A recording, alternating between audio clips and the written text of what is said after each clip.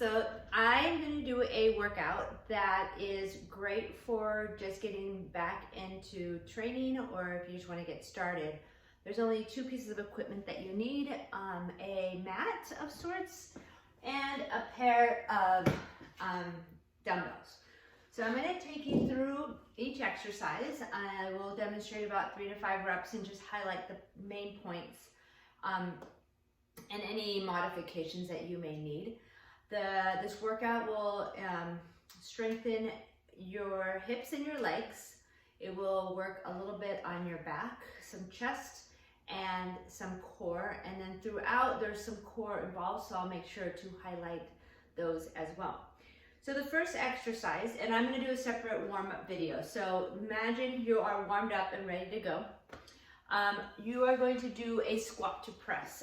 That's also named a thruster, so you may have heard it called that as well.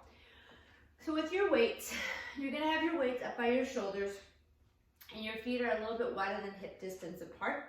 You're going to pull your hips back, come down like you're sitting in a chair, and then as you come up, you're going to press. You can press straight up with your knuckles facing out, or you can press with your knuckles facing back. Depends on how you feel in your shoulders. So again, you're going to breathe in, come down, and in one slow motion, you're going to press up. So come down, and then come straight up.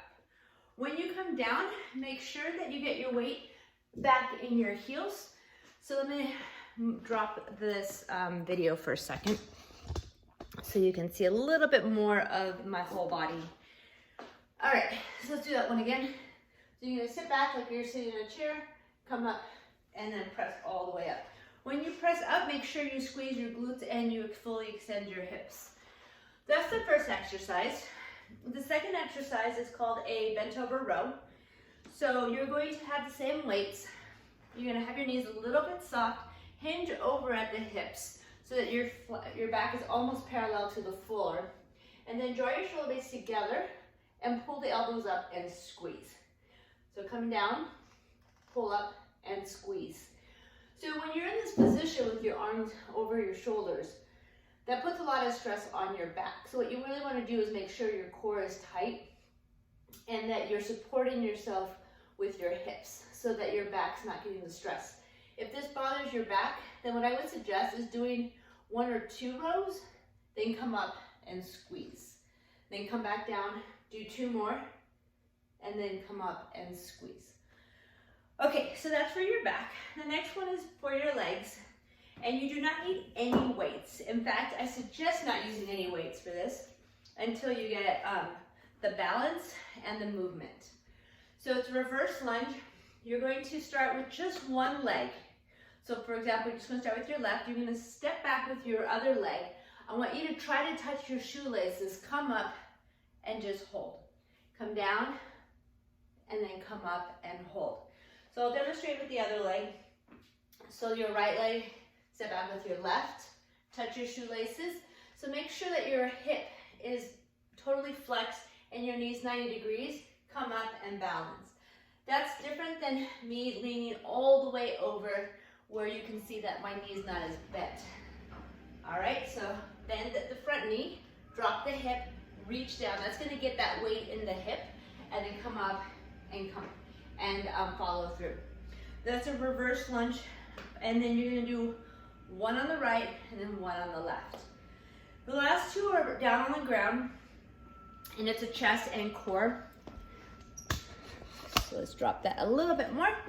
Okay, so for the chest, you're gonna get your mat, and this is a little bit of abs and a little bit of your chest muscle. And the reason why is for biking, you really want to have good shoulder stability, so there's a lot going on, and it's a little bit less focused on just the chest.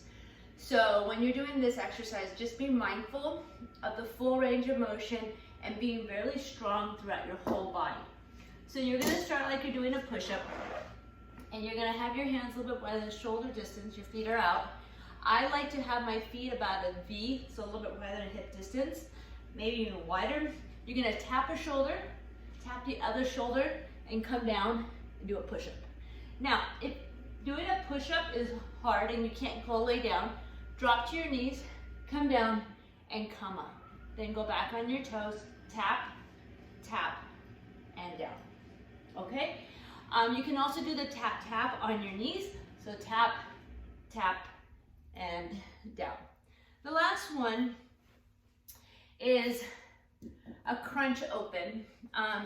So it starts kind of like a simple basic crunch, and then there's a little bit more of a challenge. So you're going to start on your back, draw your navel in towards your back and press into the floor, and then bring your legs up so that your knees are at 90 degrees. So hands behind your head, gazing up. Keep that chest open, so try not to drop your chin towards your chest. Keep this space nice and open. You're going to come up, try to bring your knees or your elbows all the way to your knees, and then come back. So that's the crunch part. Now to make it more challenging, you're going to come up, crunch, and then open up. Come in, crunch, and then open up. Okay, so those are the exercises. Squat to press, followed by bent over row, followed by single leg reverse lunge. So remember, do one side and then the other. Then a shoulder tap push-up, and then the last one is just core. So a crunch, and you can make it a crunch open if you feel like you want more of a challenge. I'll lay out the workout on paper and give you suggestions on how to do each one. I recommend doing 2 of them, or see if you can do it 3 times to start. Okay, thank you. Have a good workout.